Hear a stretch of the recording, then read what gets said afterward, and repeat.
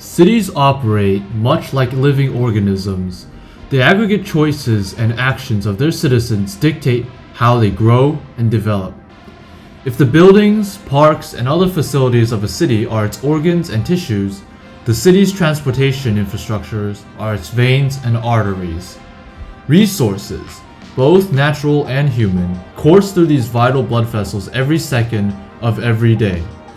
Public transport, on the other hand, serves both purposes. They have node-like stations connected by an ever-expanding web of railways and roadways. And no public space exemplifies this dual function more than Singapore's Dhoby Ghaut MRT station. The name itself is a result of Singapore's multicultural roots, coming from the Hindi terms Dhoby, meaning washerman, and Ghat, meaning riverbank, alluding to the history of Indian laundrymen drying their clothes near the Singapore River. According to Tyan Gin Lim, an independent researcher on urban studies from Singapore, MRT station names are toponyms closely connected with geography, society, culture, public space, and public transport. Out of all the MRT stations in Singapore, 38% have English names, 24% have Malay names, 16% have Chinese names, 14% have a mixture of these, and 7% have names in other languages. Due to Singapore's colonial past, English still remains as the dominant language used throughout the public transportation system. We are now outside the Kent Ridge MRT station in southwest Singapore, further away from the city center. The signs and maps at this bus stop and MRT entrance are almost exclusively in English. My hypothesis is that as we travel into more culturally diverse areas, more languages will appear in signage and intercom notifications. Let's take the journey into the city now.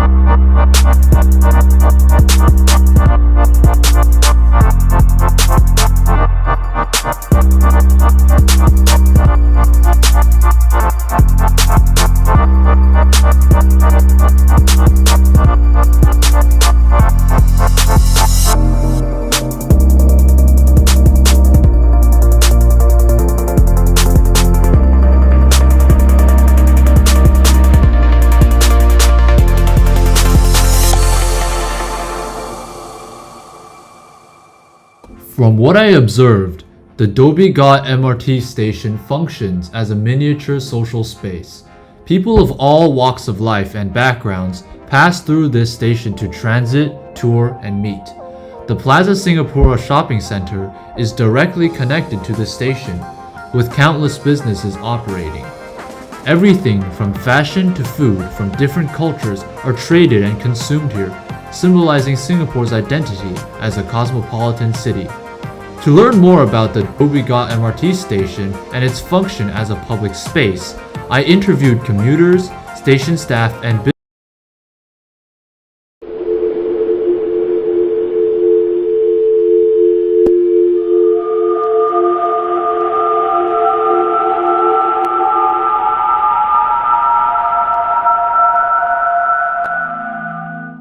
The station staff at Dhoby Ghaut informed me that interviewing commuters and collecting MRT station data is illegal, and kicked me out after asking me to delete all sensitive footage. As it turns out, the strongest and most connected spaces of a city are also potential weak points, potential terrorist hotspots. There are several such places in Singapore, the ExxonMobil Singapore oil refinery for example, and public transit stations such as Dhoby Ghaut MRT station. Because I failed to account for this fact, I experienced firsthand how tight security in protected spaces such as Dhoby Ghaut in the center of the city really is. One cannot normally see this in action. It is mostly hidden behind the scenes, behind a facade of a free public space. This level of paranoia is understandable. Singapore is surrounded by enemies from all sides. Extremist groups from Indonesia, Malaysia, and other parts of Southeast Asia try to target and take down Singapore's vibrant yet fragile social ecosystem. Dhoby Ghaut connects all corners of Singapore from a single center point. Unrest that starts here can spread like a cancer, flowing through and destroying the blood vessels of this cosmopolitan organism. Hence, the high level of security is another level of protection and social regulation to keep this fragile organism alive and well. But enough about that. Out of the data that I did manage to collect, I can conclude that the Dhoby Ghaut MRT station is a public space, but very limited in scope. What really surprised me was the lack of multilingual signage in the station. I expected the station to be filled with signage in English, Chinese, Tamil, and Malay due to its multicultural influences and history. Most directory signs were in English, and only very specific messages were translated. I got lost in the station even as a fluent English speaker. Imagine if I was not. This MRT station was not the cultural melting pot I expected it to be. It serves more as a connection to Singapore's other public spaces. People do not come here as a destination to mingle. They pass through, meet and greet friends, and move on. Most MRT stations in Singapore are connected to other major public spaces such as shopping malls, transit centers, parks, plazas, or office buildings. They very rarely appear isolated in the middle of nowhere. Despite this, the MRT station still plays an important role in developing Singapore's cosmopolitan identity.